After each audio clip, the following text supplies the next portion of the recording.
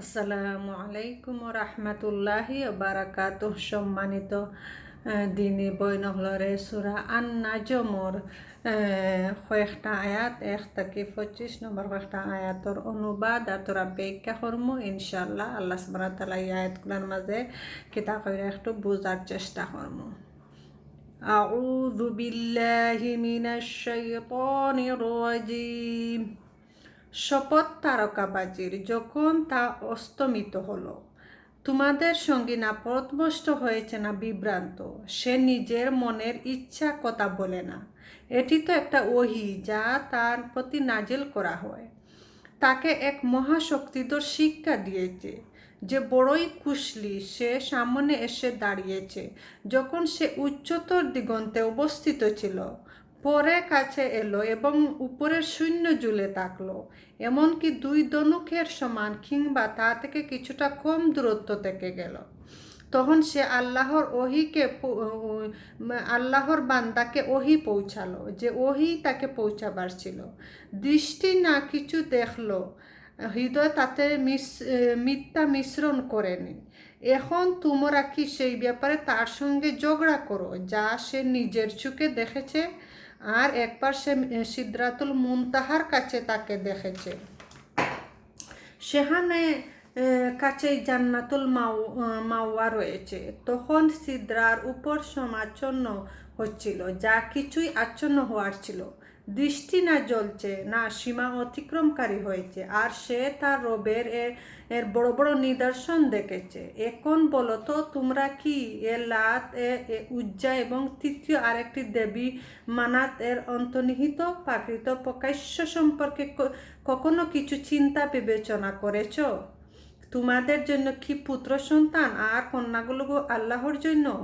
এটি তো হলো বড় প্রতারণাপূর্ণ বন্টন। আসলে এটি কিছুই নয়, শুধু কতগুলো নাম যা তোমরা ও তোমাদের পূর্বপুরুষরা রেখেছে। আল্লাহ এসবের জন্য কোনো সনদ নাজিল করেন নাই। প্রাকৃত ব্যাপার এই যে লোকেরা নিছক ধারণা অনুমানের অনুসরণ করেছে আর মনের কামনা বাসনা বক্ত সেজেছে, অথচ তাদের রবের কাছ থেকে তাদের কাছে হেদায়েত এসে গেছে। মানুষ যাই কামনা করে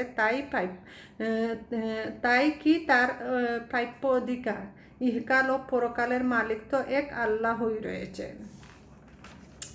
আল্লাহ সুবহানাহু ওয়া তাআলা এই আয়াতটার মাঝে কি বুঝাইয়া দিরা, এই সূরাটা যখন নাজিল হইছিল, সহি বুখারি, মুসলিম, আবু দাউদ, নাসাই গ্রন্থে হজরত আবদুল্লাহ ইবনে মাসুদ রাদিয়াল্লাহু থেকে বর্ণিত সেজদার আয়াত সম্বলিত এই সূরা আন-নাজমই সর্বপ্রথম নাজিল হয়েছে।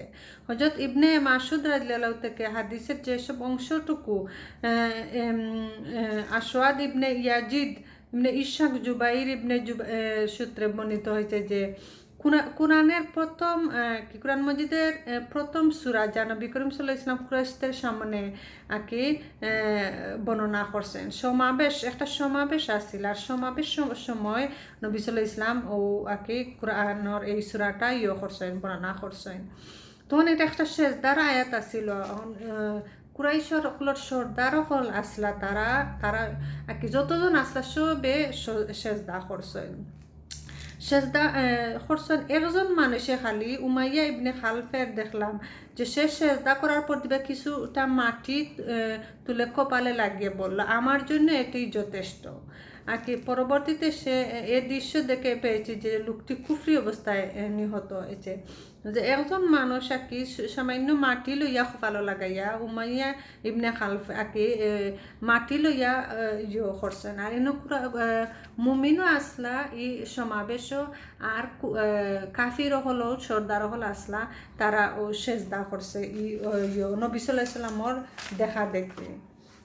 সেজদা করার পরে তারা যে পরে করে, তখন আল্লাহ সুবহানাহু ওয়া তাআলা আয়াত হলো কইরা যে তারা নবী সাল্লাল্লাহু আলাইহি ওয়াসাল্লামের যে মিথ্যা, নবী সাল্লাল্লাহু আলাইহি ওয়াসাল্লামের পাগল বা মিথ্যা কথা রটাইছেন।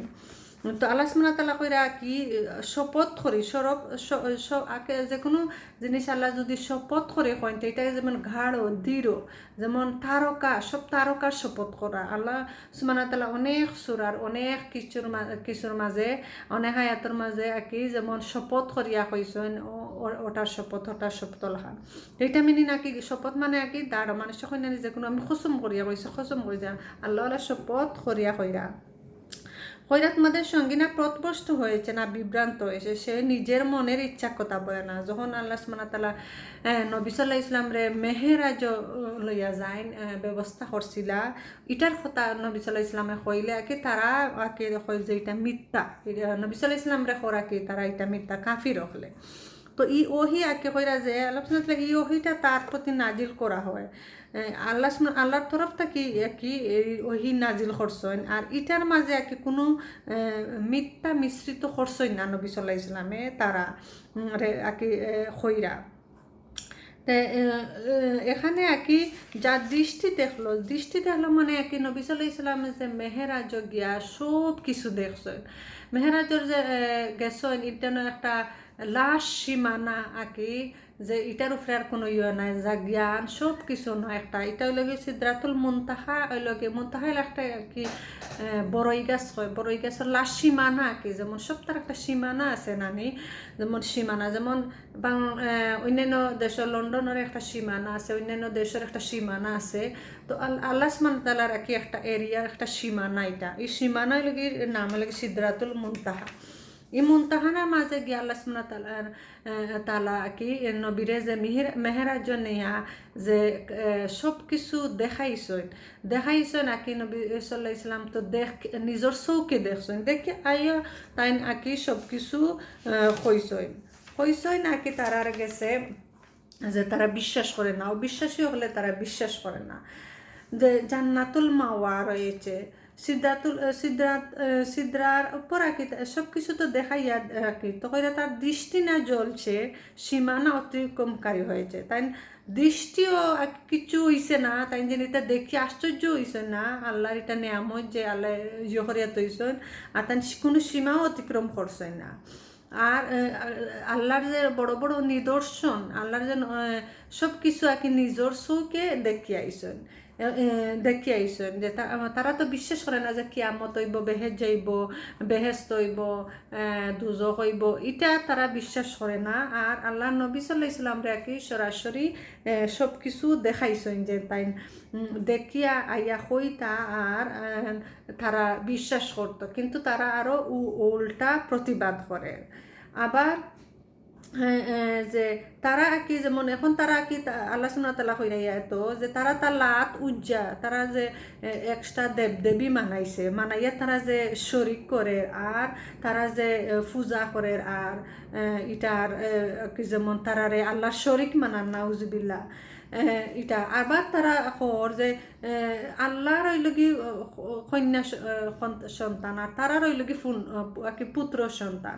আল্লাহ সুবহানাহু ওয়া তাআলা কইরা দেখো তারার কি জাত বন্টন, তারা হইল কি পুত্র সন্তান, আর কন্যা সন্তান হইল কি আল্লাহ, তারার কি ধরনের বন্টন, এটা তারা এটি হলো বড়ই প্রতারণামূলক। আল্লাহ সুবহানাহু ওয়া তাআলা তারা এটা প্রতারণামূলক বন্ত, যারা জালি মেরাকিতে কিছু বন্টন তারা জানেনি, তারা প্রতারণা করে নাউজুবিল্লাহ। তারা তো মালাইকারে হয়তো আল্লাহর পুত্র নাউজুবিল্লাহ। তা আল্লাহ যে আর কি সব কিছু শরিক মুক্ত, এটা তারা একটু তো চিন্তা করতো করতাম। আসলে এটি কিছুই নয়, যা শুধু কতগুলো নাম তোমরা তোমাদের পূর্বপুরুষের রেখেছে, যারা তারা না এটা কিছু জানতো চান না, মানতো চান না, যারা তারা যে পূর্বপুরুষে করিয়া আইসন ও তারা করিয়া আইতো। তো ওখানকার যে সমাজের কালচার অনেক জিনিস আছে না, যে আমার পূর্বপুরুষেরা করিয়া আইসন ওখান আমি ছাড়ি দিতাম নি, ওখান এটা সত্য মিথ্যা এটা যাচাই করার কোনো না, এটা যাচাই বাছাই করিয়া এটা যদি আচ্ছা পূর্বপুরুষেরা যদি ভুল করিয়া আইন আমরাও ভুল করতাম নি, আমরা এটারে সহি করতাম না নি। তো তার লাগে জানা দরকার, বেশি দরকার। যে কোনো বিষয়ে যে পূর্বপুরুষ হলে বিদাত যদি করিয়াতা হয়, আমরাও বিদাত করতাম না, আমরা কিন্তু এটা জানার চেষ্টা করতাম না। আল্লাহ সুবহানাহু ওয়া তাআলা আয়াতের মাঝে কইয়া দিরা যে পূর্বপুরুষে তোরা বাদ খাম করিয়া আইছে, এখন তোমরাও কিতা বাদ খাম করিয়া যাইতাই না, তোমরা আল্লাহর রহমত হিসাবে নবীরে পাঠাইছেন, তোমরাও ঠিক কইতাই না। কি প্রাকৃত ব্যাপারে যে তারা নিছক ধারণা অনুমান অনুসরণ করে, মনের কামনা বাসনা ভক্ত সেজেছে, তারা আকি কামনা বাসনা করে আর মনের অনুমান দিয়া তারা কথা হয়। যে অনুমান করি যে কোনো জিনিস আর কি খোয়া, এটা একবারে কঠিন গুণা বা বড় গুণা। যে কোনো মানুষের বিরুদ্ধে বা যে কোনো সম্বন্ধেও অনেক মানুষ অনুমান করে কইলেন ওটা মূল্য ওটা, ওটা মূল্য হলা। একজন মানুষে যদি রাস্তা এঁকে যায়, তে একজন যদি লগে একজন তার ফুয়া থাকে, তে অন্য কত তা মনে করব, তেতিয়া শয়তানে করায়। তো যে কোনো মানুষের না জানিয়া কোনো আজে বাজে মন্তব্য করা আর অনুমান করে কিছু হওয়া, এটা অনেক গুণা। তো তার রবের কাছ থেকে হেদায়ত এসে গেছে খরা কি, যেমন তা আল্লাহ কাছ থেকে যে নবী সাল্লাল্লাহু আলাইহি সাল্লাম রে হেদায়ত দিছেন আর রহমত স্বরূপ যে নবী সাল্লাল্লাহু আলাইহি সাল্লাম রে ফাটাইছেন, এখানে লাগে কইরা আল্লাহ যদি নবীরে ফাটাইতা না, তো অনেক মানুষ আর কি বিভ্রান্তির মাঝে থাকলো নে, সব কিছু কত উশৃঙ্খলা থাকলো নে, জাহিলি যুগ থাকলো নে, কোনো কিছু আইন অমান্য কিচ্ছু থাকলো না, চুরি ডাকাতি রাহাজানি সব কিছু বাড়িয়া থাকলো অনেক। আল্লাহ সুবহানাহু ওয়া তাআলা রহমত স্বরূপ যে নবী সাল্লাল্লাহু আলাইহি সাল্লাম রে ফাটাইয়া যে দিছেন, আলহামদুলিল্লাহ অনেক মুসলিম হল তো মানরা চলরা, আর এই কারণেও তো দুনিয়া ঠিকই আছে। আল্লাহ এত বাদ খাম হইল না, আল্লাহ সুবহানাহু ওয়া তাআলা অধিক হইলে আল্লাহ সুবহানাহু ওয়া তাআলা ধ্বংস করে লাইন। মানুষ যাই কামনা করে তাই প্রাপ্য অধিকার। যারা মনে মনে কামনা বাসনা যেটা করব, এরাও প্রাপ্য অধিকার পাইব। যদি অন্তর থাকে আমি বালা কাজ করতাম, বালা ইন্টেনশন থাকে একটা, সবসময় আর কি বালা বালা মনও যদি একটা আকাঙ্ক্ষা থাকে, তা আল্লাহ সুবহানাহু ওয়া তাআলা ওই দিকে পরিচালিত করেন মনের আকাঙ্ক্ষা দেখিয়া। তো